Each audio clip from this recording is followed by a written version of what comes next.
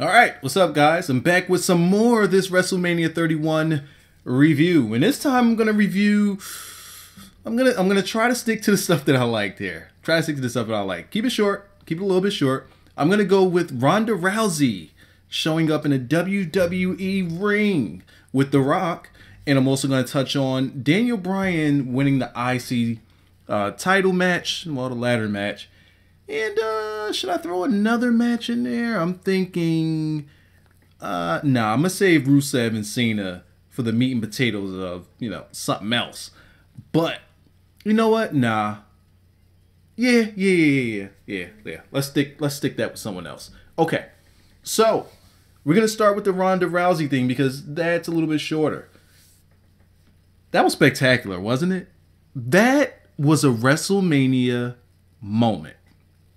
That was great. You had Triple H and Stephanie come out to cut a promo talking about, I proved all you guys wrong. I beat Sting. Anybody that bet against me, fuck you. I proved the millions of you wrong. He kept saying millions and millions, and he kept hinting at things like that. And for some reason, I completely forgot about his not confrontation, but his backstage segment that he did with The Rock on Raw like months ago. It was months ago. And they were pretty much having a dick measuring contest. I completely forgot all about it. And they did hint at something for WrestleMania. So, on cue, out comes The Rock. And as he comes out, he's talking and the millions and millions of blah, blah, blah. Stephanie wants to cut him off and undress him. Now, here's the thing.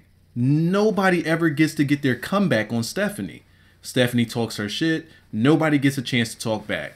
She did it to Cena. Cena looked like a bitch. She did it to Lana. Lana's been shit ever since. She did it to Sting. Sting never got a chance to retort. Everybody that she does it to, it's like, she's really cutting the legs from under guys since they don't really get a chance to, I don't want to say fight back, but they don't really get a chance to respond. But she did the same thing to The Rock. And The Rock was, he's walking away. He's minding his business because she's like, I'm going to talk my shit and you can't do nothing about it because you ain't going to touch a woman. Like she turned black on him for a second. She was definitely black. She was ghetto hood rat chick. And Rock calmly just stepped out of the ring, put his head down. He didn't go anywhere near the entrance ramp. He walked right around the ring, right to where Ronda Rousey was. As soon as I saw Ronda Rousey, I had to tweet, I'm like, Stephanie, run! No! Oh, man. People were tweeting me 13 seconds and everything. Like, this was hilarious. And Ronda gets in the ring, and she's just sitting there with that smug look as The Rock starts talking his shit back. Like, hey, I'm not going to hit a woman, but I know somebody that'll push your shit in. I'm just looking at this like Stephanie's a pretty big chick. Like I don't want to say she's towering over Ronda Rousey, but she's a lot taller. Then again, Stephanie does wear like heels and whatnot, but Stephanie got good height on her. She got decent height. And she looked bigger than Ronda Rousey. But we know Ronda Rousey will push her shit all the way in. And she just maintained that face. As The Rock is now at this point just having fun at Stephanie's expense. As Stephanie's just sucking up to Ronda Rousey. And the whole time I'm like, why is she still talking when she should be running? This just doesn't make sense. Get her out of that ring. She's going to die. And it was just a really, really, really cool moment, man. So anybody that was watching that there live, man, you guys got to experience something. That right there is a classic WrestleMania moment. And if she shows up at next year's WrestleMania, it will be excellent. But anyway, Triple H decides, all right, I think it's about time you stop talking to my wife like that, before we get a little dirty in here. Rock like, you know what, you're right. I think we should stop talking too. And he proceeds to push his shit in. And he pushes him over to Ronda Rousey, who gives him a hip toss, like an arm lock hip toss. And Triple H took the funniest bump ever. First he takes the bump from the landing, then he rolls over and takes another bump with his arms flailing in the air and rolls out of the ring. How do you do that from a hip toss where she lands on you is completely beyond me. Triple H is a bump taker. That was Ric Flair-esque right there. And then Stephanie is just getting in her face, and Ronda Rousey just grabs her by the arm, wraps her arm up, and pretty much controls her body. See, a lot of people probably didn't get what Ronda Rousey was doing. So it probably looked like, oh, you know, Ronda Rousey had her in there. She didn't really do nothing. No. She controlled her body with her arm. That's something you taught. You can't really do that.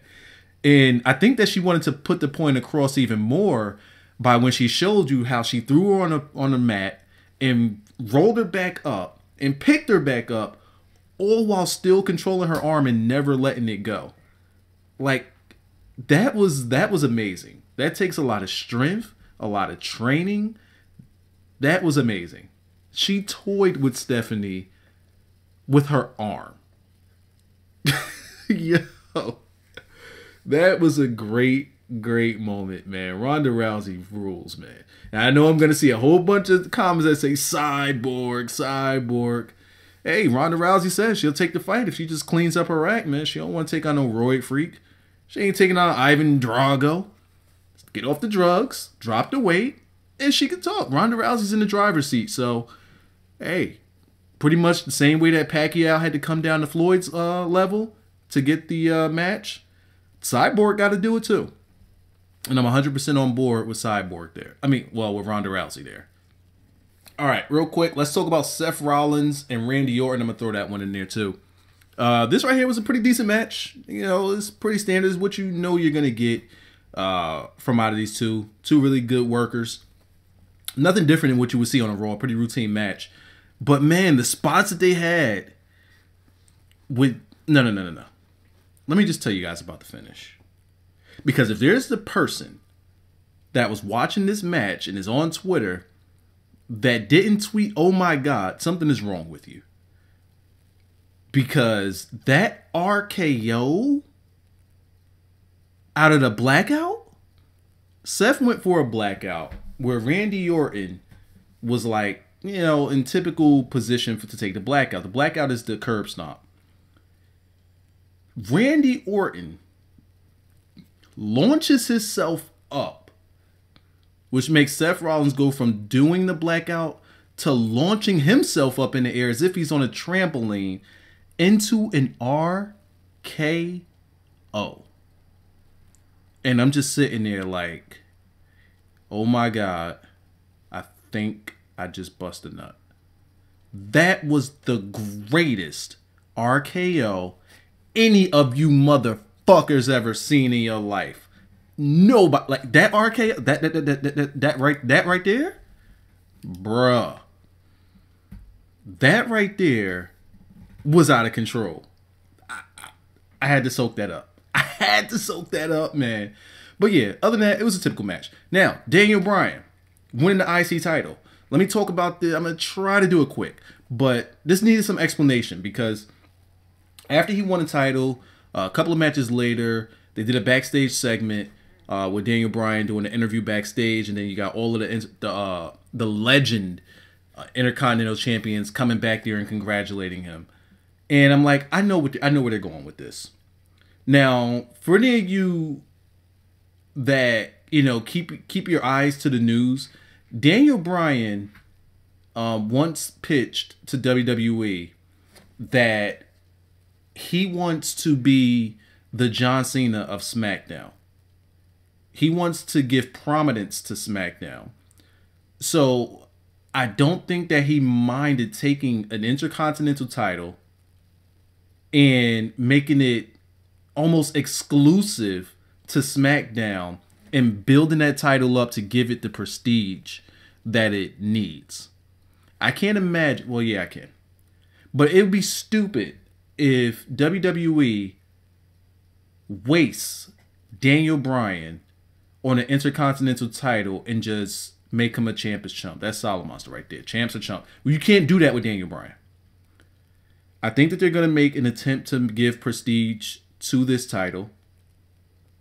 by putting it on Daniel Bryan, which is why when the Legends came out and made a big deal out of it, I think that's what they were leading to. And I think that Daniel Bryan is getting his wish now of being able to be the face of SmackDown, which isn't a bad thing, because if you give him the talent to work with, you give him the stars that everybody likes, it could be like you get, how do I say this? Because I want you guys to understand me here, because I want to say NXT, and I also want to say NXT Light, but you can't say NXT Light for the main roster. So you give Daniel Bryan SmackDown, you dumb down the writers, don't give him too many goddamn writers, keep it within, maybe 5 max. I don't know, let Triple H oversee it a little bit. Put the workers on there, because the Intercontinental title is supposed to be a working title. That's the workhorse title. You put the workers there, guys that he could put on good matches with. Let all of those guys build up, because Daniel Bryan wants other guys to be elevated as high as he is. He wants everybody to eat. Now, we don't live in that type of society where everybody eats. It's just a no-no.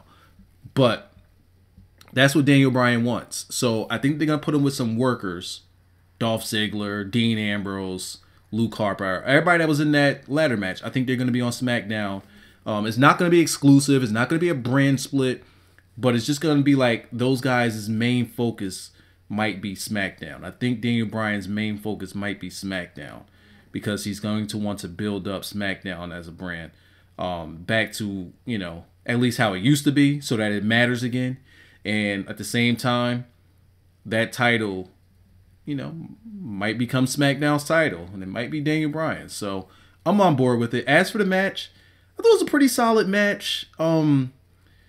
For chunks of it, guys really disappeared. Like, I barely remember much Stardust. I don't remember Dean Ambrose being in it whatsoever, besides the big bump that he took from when he got powerbombed by Luke Harper to the outside on the ladder. Broke the ladder in fucking half. Luke Harper was out for skulls. Luke Harper wanted to kill people today. He was, my God, he didn't care. He wanted to hurt people. He wanted to hurt people. And there was blood to prove it. Didn't see much of R-Truth outside of him just like sneaking to climb the ladder. But other than that, didn't really do anything. Ziggler put in a little bit of work. Daniel Bryan, he took a sick bump from Luke Harper when he was running in. I don't know if he was going to do a splash on somebody in the corner. He was going to do something on somebody in the corner, but Luke Harper just threw the ladder right in his fucking face. It was brutal. But I think that Daniel Bryan no-sold because Luke Harper went to climb up the ladder to get the belt. Daniel Bryan was right there. So I'm like, did he just no-sell the hell out of that spot? Like, you got hit in the face with a ladder, bro. Damn near unprotected. Sell it. Let's see. Who else is in there? Bad News Barrett put in some work. Just, it was a lot of, like, those guys were in that match and it felt like they weren't even there. Some of those guys. Daniel Bryan, again, he was protected because they didn't want him taking too many bumps. So other than him getting his hot streak in the beginning and taking that bump, other than that, he wasn't really in the match until the end when him and Dolph Ziggler had the little headbutting contest. Yeah, it was okay. Spotty, but okay nonetheless. Not a big deal. Curtain jerker match, but whatever. Daniel Bryan got the title, and that's that. And that's all I got for this review. I got one more coming your way, and it's going to be with Rusev and Cena. You guys know how I feel about Rusev. That's my guy.